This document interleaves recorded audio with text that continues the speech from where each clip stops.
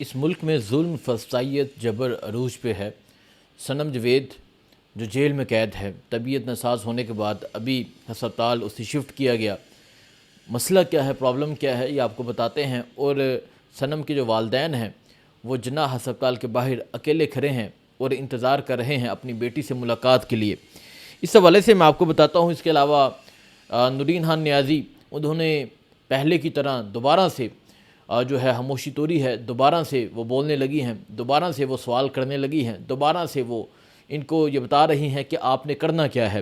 اور ساتھ ہی ساتھ میں پنجاب پولیس کی فسطائیت، راتوں کو چھاپے، گرفتار کرنا، چار دیواری کا تقدس پامال کرنا، باپردہ خواتین کو اٹھانا، لے کر جانا، یہ تمام جو صورتحال آپ کے سامنے رکھتے ہیں۔ اور کل منگل کا دن ہے، کل کال ہے پاکستان تحریک انصاف کی اڈیالہ جیل کی، کل وزیر اعلیٰ سہیل افریدی ہوں گے، کل تمام پارلیمنٹرین ہوں گے، کل عمران خان کی بہنیں ہوں گی، کل کے حوالے سے بھی بات کریں گے۔ پہلے میں بات کرتا ہوں صنم جاوید کے حوالے سے۔ صنم جاوید جو پہلے 16 ماہ آلموسٹ جیل قید رہ کر آئیں، پھر اس کے بعد 2 ماہ، اور پھر اس کے بعد جو ہے وہ تقریباً 8 ماہ ہو چکے ہیں وہ اس ٹائم قید میں ہے۔ اور کیوں، وجہ کیا ہے، اسے جا کے پشاور سے کیوں اٹھایا گیا تھا؟ کیونکہ وہ ایک مضبوط آواز تھی۔ جس طرح پوری خواتین میں جس طرح وہ بولتی تھی، نہ ڈر، جس طرح وہ مطلب جو آتا تھا وہ بول دیتی تھیں، اس طرح کوئی بھی اتنی ہمت، بہادری، دلیری کے ساتھ بول نہیں سکتا۔ تو اسی وجہ سے صنم کو پشاور سے اٹھایا گیا تھا، اور پشاور سے اٹھانے کے بعد اسے کوٹ لکھپت لے کر جایا گیا۔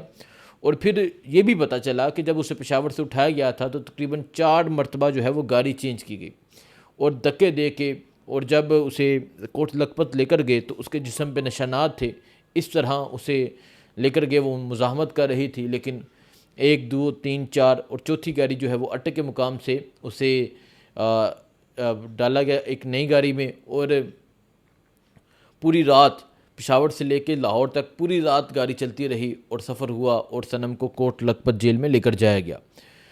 کچھ دن پہلے ہم نے یہ سنی خبر کہ اس کی آنکھ کا مسئلہ ہے، اور جس طرح عمران خان کی آنکھ کا مسئلہ ہے، عمران خان کی آنکھ جو ہے وہ متاثر ہوئی، بینائی متاثر ہوئی، بشریٰ بی بی کی جو بینائی ہے وہ متاثر ہوئی، بشریٰ بی بی کی آنکھ کا مسئلہ ہے۔ پھر ہم نے صنم کی بات سنی۔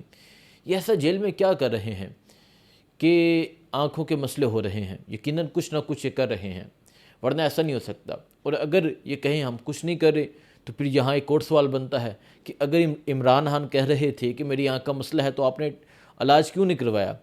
آپ 3 ماہ وہ کہتا رہا کہ میری بینائی جا رہی ہے، آپ ڈراپ دیتے رہے، آپ نے پراپر چیک اپ ہی نہیں کروایا، ٹھیک ہے؟ پھر اس سے ثابت ہوتا ہے کہ واقعی ہی یہ کچھ نہ کچھ کر رہے ہیں۔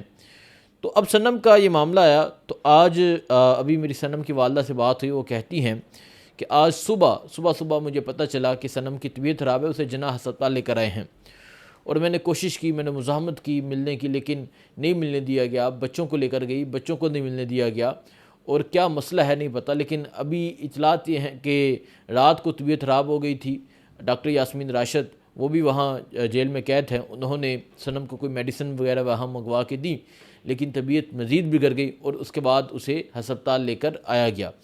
اب گردوں کا مسئلہ کہا جا رہا ہے، اور کہا جا رہا ہے کہ پتھری ہے شاید گردوں میں، اس طرح کہا جا رہا ہے، اور آنکھوں کا بھی مسئلہ ہے۔ تو یہ صرف ایک صنم کی کہانی نہیں ہے۔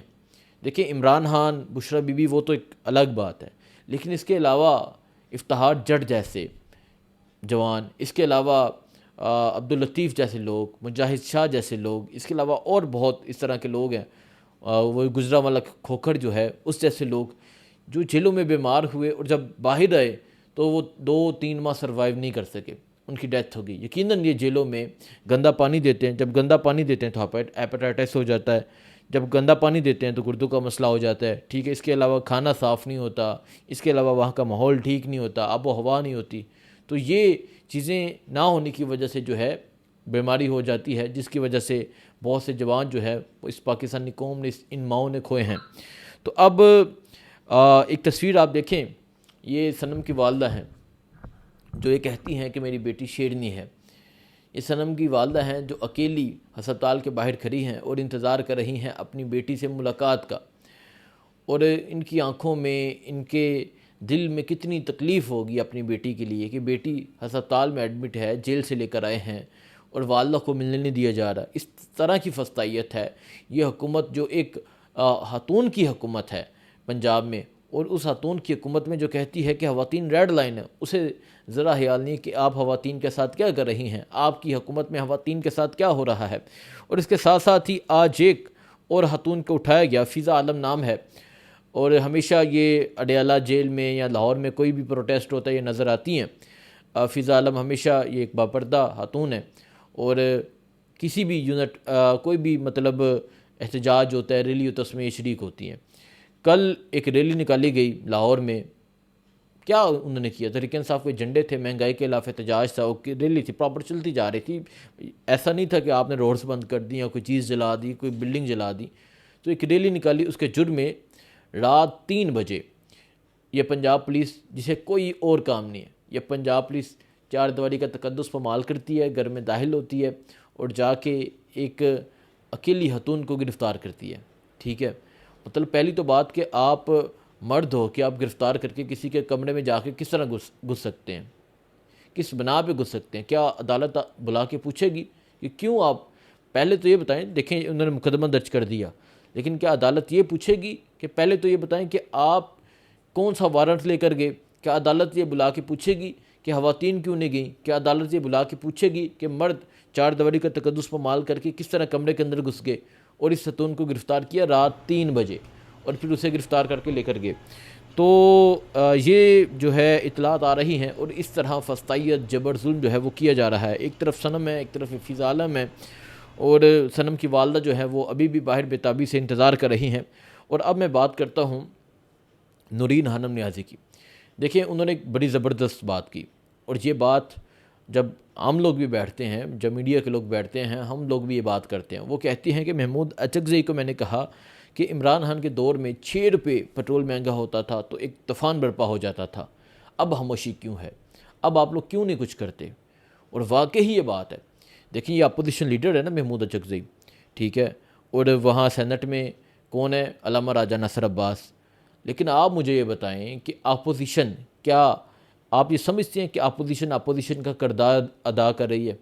اپوزیشن کو احتجاج کرنا چاہیے. یہ نا وہ نون لیگ کی تصویر لگاتے ہیں کہ اپنے دور میں جو ہے آپ 150 روپے پہ مہنگائی کے خلاف نکلے تھے، اب کیوں نہیں بولتے؟ بھائی وہ کیوں بولیں گے؟ وہ تو حکومت میں بیٹھے ہیں. اب آپ نے بولنا ہے، اب آپ نے نکلنا ہے، اب آپ نے احتجاج کرنا ہے.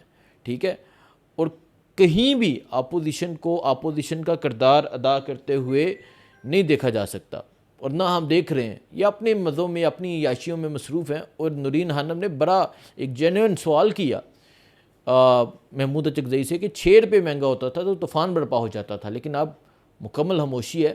اور یقیناً محمود اچکزئی کو کوئی اب لاحمل دینا چاہیے، کوئی پلان دینا چاہیے. کوئی عمران خان نے اختیارات دیے ہیں، اب آپ بیٹھیں پارٹی کے ساتھ بیٹھیں، پوری پارٹی بیٹھ کے فیصلہ کرے کیا کرنا ہے. یہاں غریب عوام کا کچومر نکل گیا ہے، یہاں ظلم و ستم جاری ہے، چار دیواری کا تقدس پامال کیا جاتا ہے، لوگوں کو گرفتار کیا جاتا ہے، اٹھایا جاتا ہے، ساری چیزیں کی جاتی ہیں، اور ابھی بھی آپ خاموش ہیں. کب تک خاموش رہیں گے؟ عمران خان کو 1000 سے اوپر دن ہو گئے ہیں اور ابھی بھی خاموش ہیں. آنکھ کا مسئلہ ہے، راتوں رات ہاسپٹل لے کر جاتے ہیں، ابھی بھی خاموش ہیں. کب بولیں گے؟ کب آپ کوئی پلان دیں گے؟ یہ صورتحال ہے جی. اور باقی کل منگل کا دن ہے، کل تمام پارٹی پہنچے گی، کل وزیر اعلیٰ پہنچیں گے، ان سے بھی سوال کیا جائے گا، ان سے بھی پوچھا جائے گا کہ وہ کیا کرنے جا رہے ہیں، وہ کیا ارادہ رکھتے ہیں، وہ کب کال دینے جا رہے ہیں، وہ کب احتجاج کے لیے جا رہے ہیں، ان سے پوچھا جائے گا. اور اس کے ساتھ ساتھ کل وہاں تمام تحریک انصاف کے پارلیمنٹرین ہوں گے، ان سے بھی بات ہوگی. باقی جو صورتحال ہوگی آپ کو آگاہ کرتے رہیں گے. دعاؤں میں یاد رکھیں. اللہ حافظ.